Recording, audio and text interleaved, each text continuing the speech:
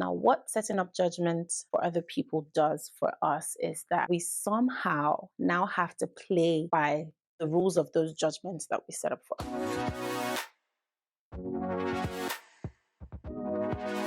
Hello, everyone. Welcome to my YouTube channel. In this video, I'm going to be talking about 6 reasons that are most likely directly tied to why you're feeling stuck or the feeling of not knowing what the next step is in executing your plans. Now, I feel as though a lot is going on for everyone right now. Many of us are navigating careers, relationships, and friendships, and businesses, and many things alike. It's pretty easy to lose sight of what's going well, to be honest. And so, the first reason that I'm going to touch on is that you're afraid of appearing successful. Now, many of us are socialized to think that success is somehow directly tied to being disliked. And this may be as a result of many reasons. This may be because we ourselves have somehow coped with the successes of others in the past or even presently by thinking ill of them or thinking about all the negative ways that may have led them to this success. Or we may have grown up surrounded by adults and people who generally speak ill of successful people. And so this has ingrained a permanent fear of, if I'm successful, I either do not this. What did I do to deserve it? Or how are people going to perceive me? Or what are people going to think of how I achieved this success? Now, I'm happy to tell you that all of this is an unfortunate happening of us just having been socialized this way. Many successful people feel no guilt about their successes. They have somehow been able to set themselves aside from the larger percentage and just done what they needed to do. And so, the reason that you may not be executing your plans, or the reason you may be feeling unable to just get up and do is because you know that when you finally start to execute your plans, you will level up and become a successful individual. But the difference between where you want to be and where you are now is just getting up and doing.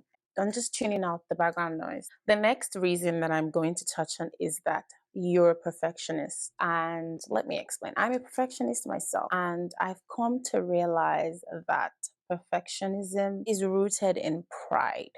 Yes.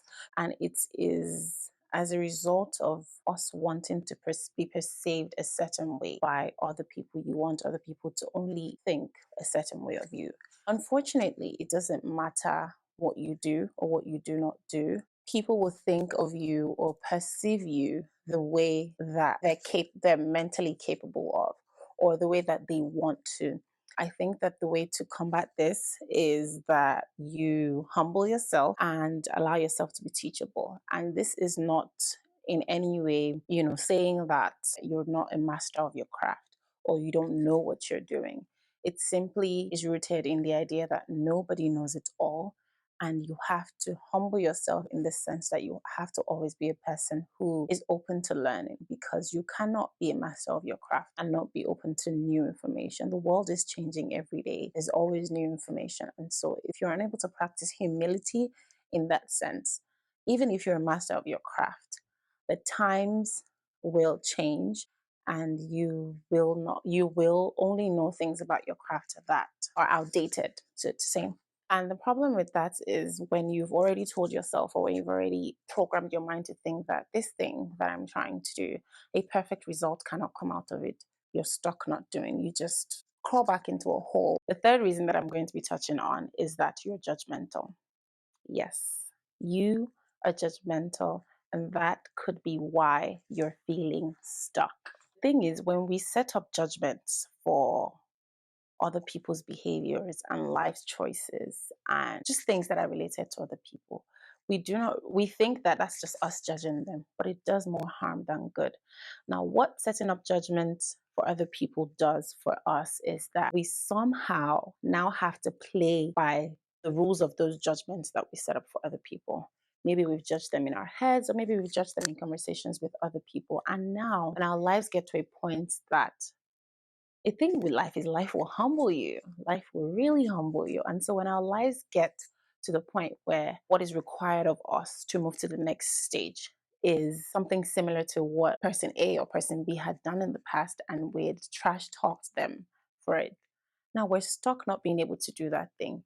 I think that it's important for us to be aware that a big percentage of the time we don't have the full picture.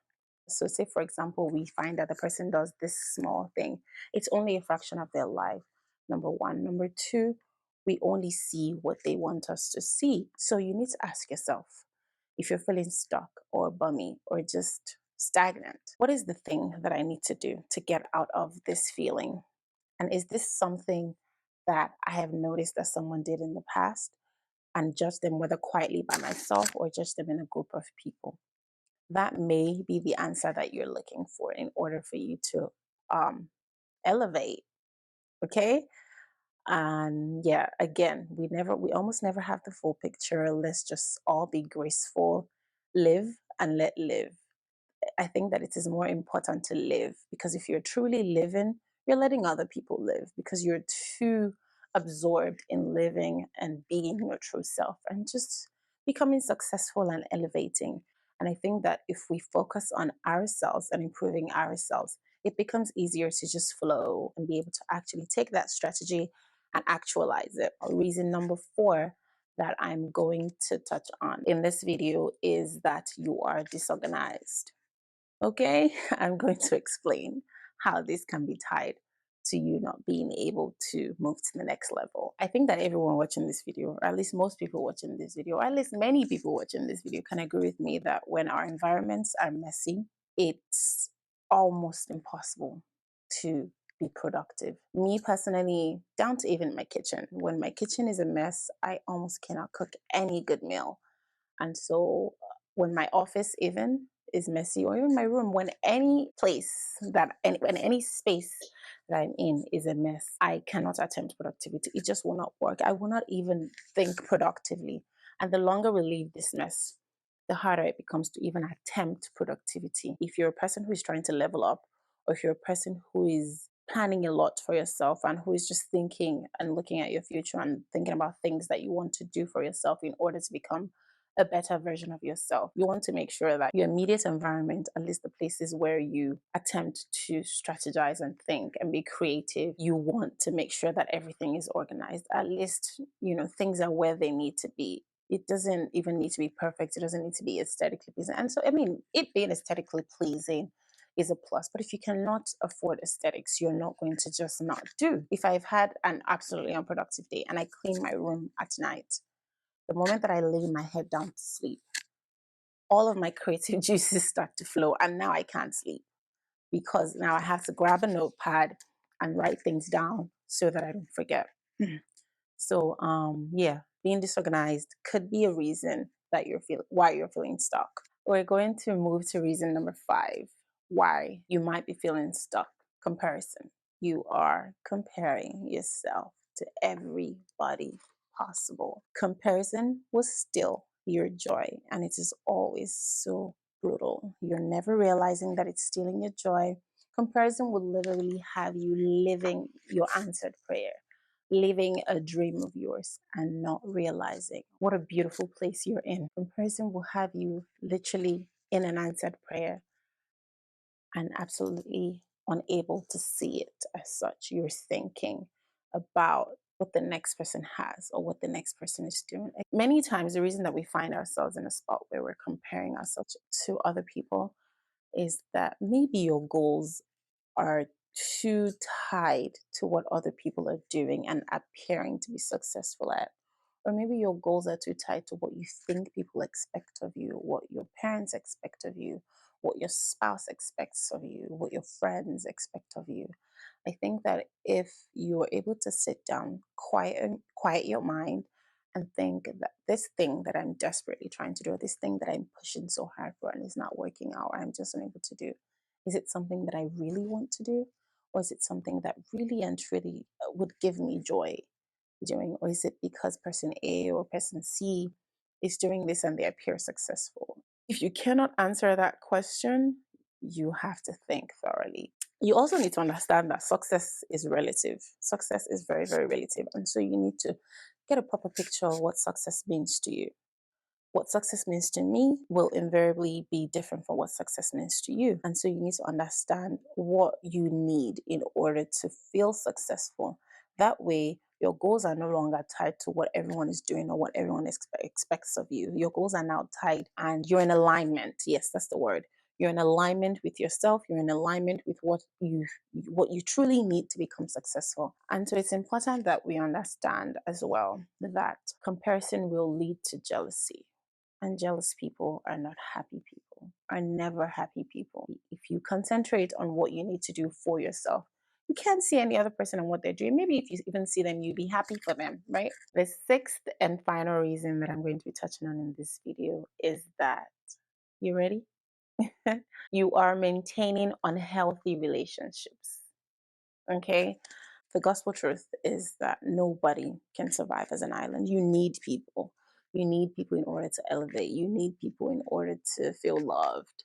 You need people in order to feel companionship. Companionship is important, and companionship not necessarily in the aspect of a spouse or a romantic partner, just companionship. You need people. No man is an island. Now, I think that it's important that we know that, say, for example, you're surrounded by 5 people, and 4 of these people are people who don't cheer you on, who don't appear to be happy for you when things happen or when you succeed at something. You need to trace your steps back, or maybe whenever you hang out with your friends and you get back home, you feel drained, you feel empty, you feel like a lot has been taken from you and nothing has been given to you, or you just don't feel that the reciprocity. You want to be surrounded with people who are pouring into you as much as you're pouring into them, or at least are attempting it. And so you want to be sure that you're vetting your relationships. You're vetting your relationships and making sure that, at least to the best of your knowledge, everyone you're surrounding yourself with means well for you. And this brings us to the end of the video. If you liked this video, please do well to share with your entire network. It really does help my channel to grow. And also subscribe to my YouTube channel, and I hope to be able to churn out more content like this for you guys in the nearest future. Also, please leave a comment in the comment section below. Let me know how you feel about this video. Let me know if you learned anything from this video, and if anything just resonated with you. I will be in the comment section. I want to read from you all. If you made it to the end, thank you so much for watching my video. I appreciate you being here until now. Until my next video, toodles.